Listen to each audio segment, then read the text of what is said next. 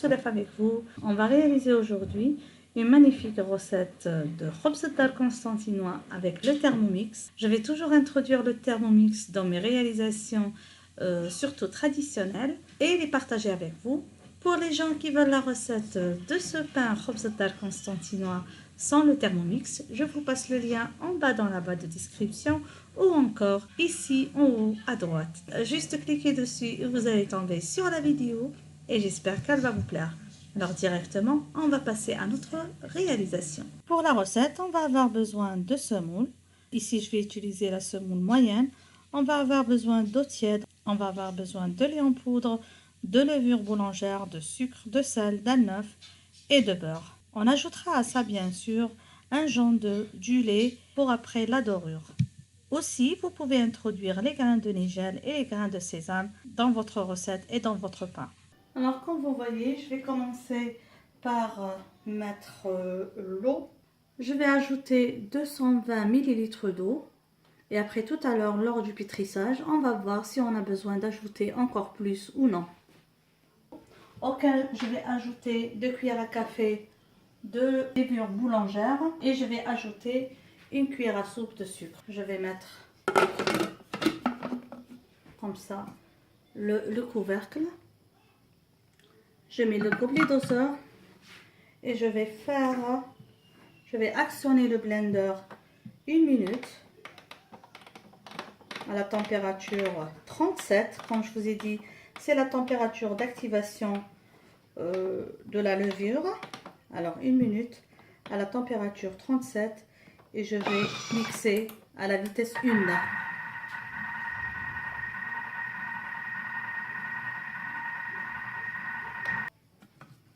Voilà. Maintenant, je vais mettre 400 g de semoule moyenne, comme je vous ai dit. J'ajoute à ça 3 cuillères à soupe de lait en poudre. J'ajoute le sel. Et je vais lancer le pétrissage. Donc, je vais lancer 2 minutes de pétrissage. Comme ça. Et après, lors des 2 minutes, je vais casser directement l'œuf dedans et continuer à pétrir.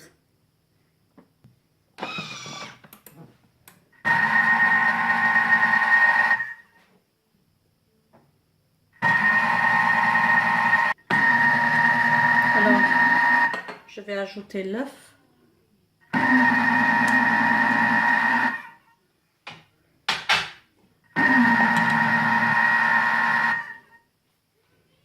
On va voir la pâte après 2 minutes de pétrissage. Elle est très collante. C'est comme ça qu'on la veut. Alors, je vais encore pétrir 3 minutes. Et à la fin des 3 minutes, je vais introduire le beurre. Donc, je vais programmer un pétrissage de 3 minutes.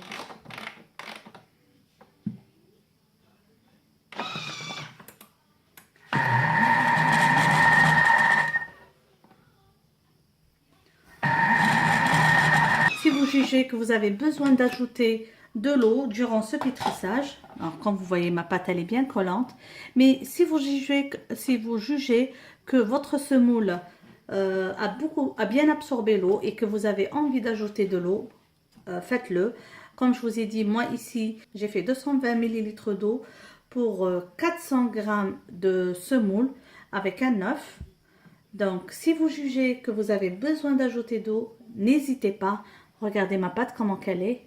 Donc, moi, j'ai pas besoin d'ajouter d'eau, mais je vous conseille, si vous avez besoin d'ajouter d'eau, il faut le faire. Mais il faut ajouter par 10 ml, pétrir au moins 30 secondes et regardez la consistance de votre pâte. Donc, la mienne, elle est parfaite. Je continue à pétrir pour commencer à introduire le beurre.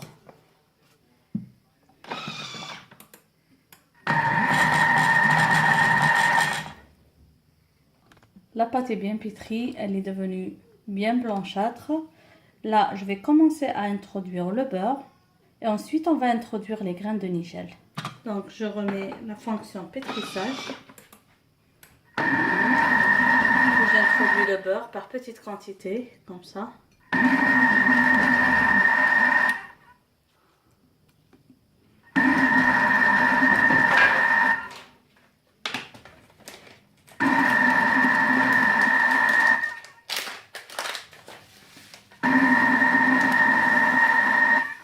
Maintenant, ce qu'on va faire, on va faire juste la fonction turbo, sens inverse, et on va introduire les graines de nigel. Alors, encore, encore. Alors, comme vous voyez, les graines de nigel sont bien introduites au mélange. Comme ça, notre pâte est prête. On va la placer dans un saladier un peu beurré pour qu'elle double de volume. Alors, comme ça, j'ai beurré un saladier et on va essayer de retirer la pâte. La pâte est bien élastique.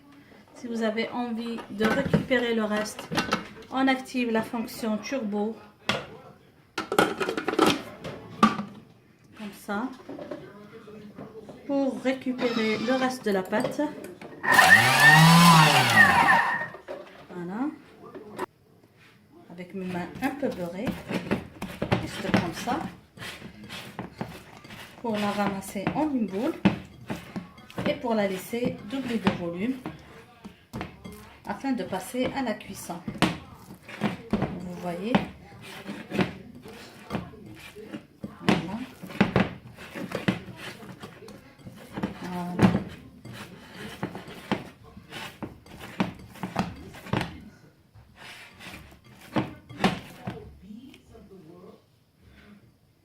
Comme ça, on va couvrir notre pâte avec un film alimentaire.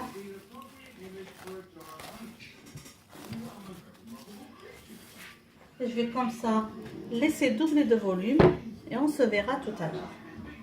Alors comme vous voyez, le pain il a bien doublé de volume. Maintenant, je vais l'étaler sur un plateau allant au four. Donc je reprends ma pâte pour l'étaler comme ça dans un plateau huilé. Voilà. J'essaie de la ramasser comme ça en boule.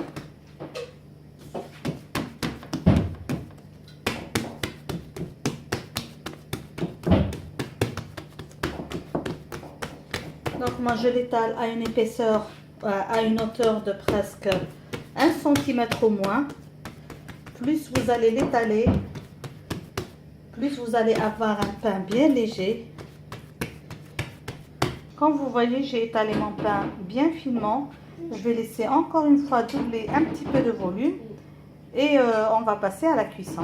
Alors comme vous voyez, mon pain a doublé de volume.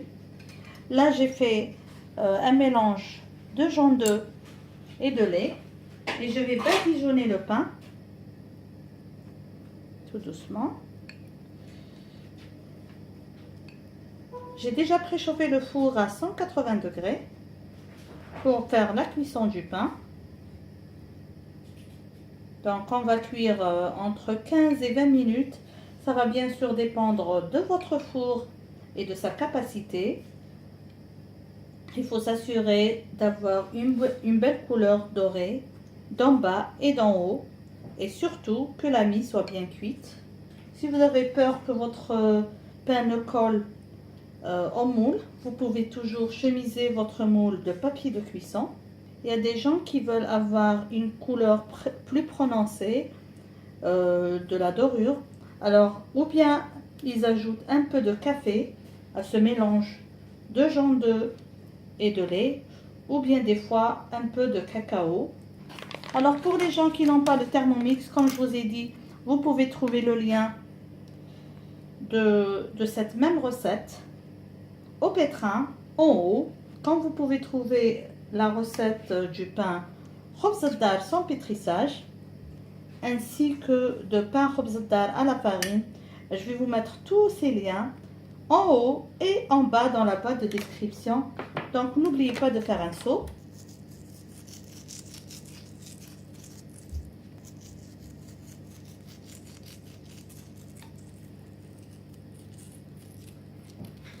et directement on va enfourner dans le four préchauffé. Voilà le khobz dar à la sortie du four, il a pris une belle couleur, il a super bien gonflé. Si vous vous souvenez, je l'avais bien étalé finement parce que j'aime toujours quand j'étale finement, il va bien gonfler et c'est là qu'on a un pain khobz dar bien aéré et bien réussi. Alors je vais laisser un petit peu refroidir, le démouler sur une grille, laisser encore refroidir avant de couper dedans. Juste pour vous montrer comment le pain a bien gonflé, il est tout chaud et regardez, très moelleux, très spongieux. Donc on va juste laisser refroidir un petit peu. Il a pris une belle couleur dorée d'en bas et d'en haut. C'est quand même tout chaud, mais je vais quand même couper parce que c'est l'heure du dîner et on va passer à table. Donc voilà. Non, juste pour vous montrer le khobz dar. Regardez-moi ça. Une magnifique texture. Il est super aéré, magnifique. Un khobz dar au Thermomix, pétri en moins de 5 minutes comme vous l'avez vu. Regardez comment il a gonflé. Vous vous souvenez, j'avais bien tapé parce que j'ai fait une galette très fine. Et regardez-moi ce pain.